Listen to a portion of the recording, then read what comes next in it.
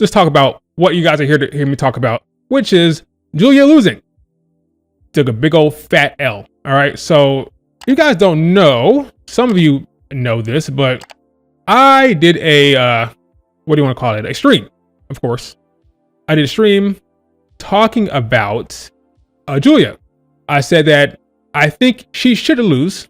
I'll come in from a position of what's best for her character and her run. I thought, again, if you listen to the stream, I thought it'd be better if you endeared her to the fans first by having her lose initially. That was the whole entire point of the stream. I'm not a big fan of freaking Cora Jade or even Roxanne. It's more about what can we do for Giulia, okay? And how to best introduce her to the audience. Because spoiler alert, okay, if you didn't know this, most people don't know who the hell she is, okay? Most folks do not know who this woman is. They know she's a badass. They know she's from Japan, but that's about it. They're not nerds like us. They're not nerds. They don't know what happened to Giulia in Japan, okay? They're not following her the entire time. Maybe you did. Maybe you fell in love with her in Stardom, okay? Maybe you watched her rivalries with Tam Nakano. Maybe you watched her take the red belt off of Shuri. Maybe you watched her create her faction of DDM with people like Tekla and Natsupoi and Mai Sakurai, etc. Maybe you watched that. Maybe you watched her win the Strong Championship belt in New Japan.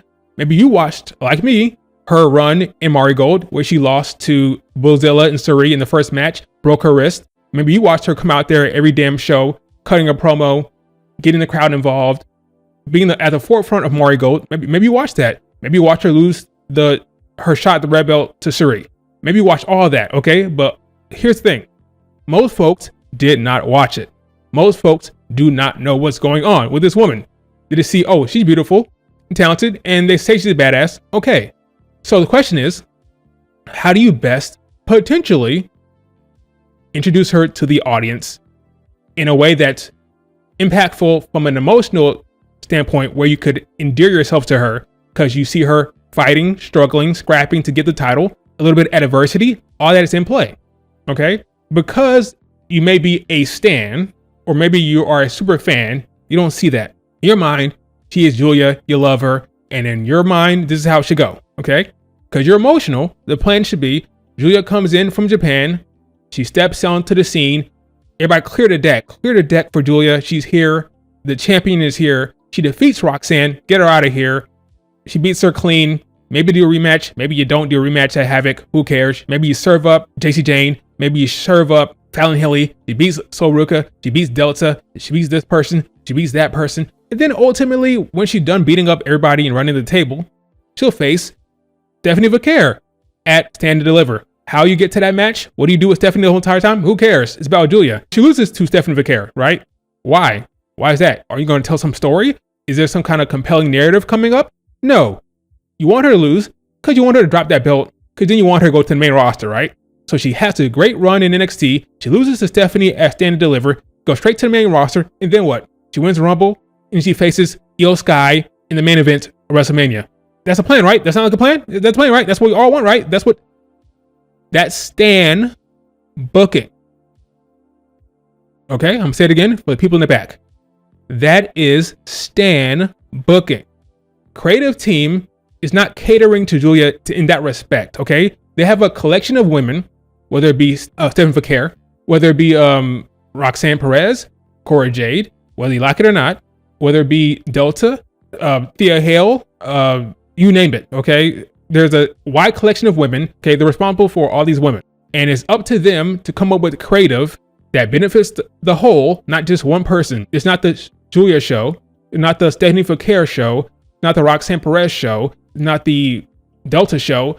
It's NXT, and how we use all these talented women, like Stephanie Vaquer. If you didn't know this, I'm gonna tell you right now, I think ultimately she may make them more money than Giulia in the long run because she's a Spanish-speaking woman and a talented woman who they can use in those Spanish-speaking countries like Mexico and South America, etc. I think she actually is down the road, like she's more money for them than Giulia is. That's neither here nor there, right? There's a lot of women here who are in consideration when coming up with creative for various different reasons. for their upside on the main roster, etc. Again, I think Stephanie Vicaire will ultimately be more beneficial to them money-wise than Giulia is because of her where she's from and her language she speaks. Okay, so it's not the Giulia show. It's about what do we do, how do we work all these different talent and keep them happy and keep the story good and keep creative interesting. All right, maybe in your mind you had it in your head, well, this is about this. It's gonna be Giulia's show. She's gonna run the no. Okay, they have to tell a story here, and if the story involves her losing, that's fine. She's gonna be great. She's gonna be fine overall. Okay, ultimately, this will all work out. All right, I get it. Okay, I get it. You're emotional. You're invested in a character, one person. You want what's best for her. Creative be damned. Okay, you want her to have the spotlight, run the show, be the top person, and win everything, and then go to the main roster and then win everything again. I get it. You're a fan. I understand how that is. I'm sympathetic to that. Okay, the shit that I got online for merely suggesting that Cora Jade was going to come down there and screw her was crazy. But I didn't pay any mind. I didn't take it to heart. I get it. You're emotional. I even said it. You guys are being emotional right now. I understand. I get it. But just calm down. Don't overreact when it potentially happens. I didn't know for sure. Thought it was possible. But I said, when it happens, just try to see reason. Because I think it's very possible this could happen. But these people, I get it. You're emotional. The only thing I don't like is when you lie. Don't say I said something that I didn't say. You can call me stupid, whatever, or crazy. I don't care about that. I get it. You're upset. You're emotional. Fine. But when you say something I didn't say, or imply I said something that I didn't say, that's when I get upset. Don't lie about anything. If I said something, I'll say I said it, and I'll own up to it if I'm wrong. But don't lie. That's it. But yeah, I'm sympathetic to all this. I get it. I can be emotional too.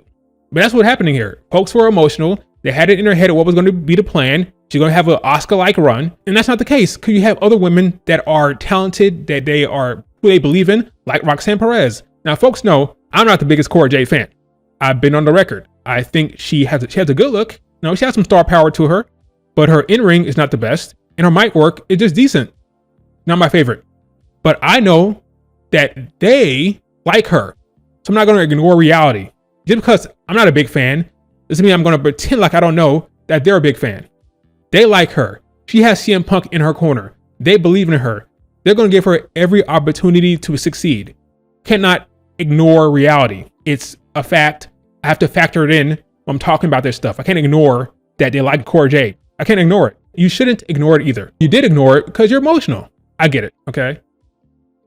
Keep up.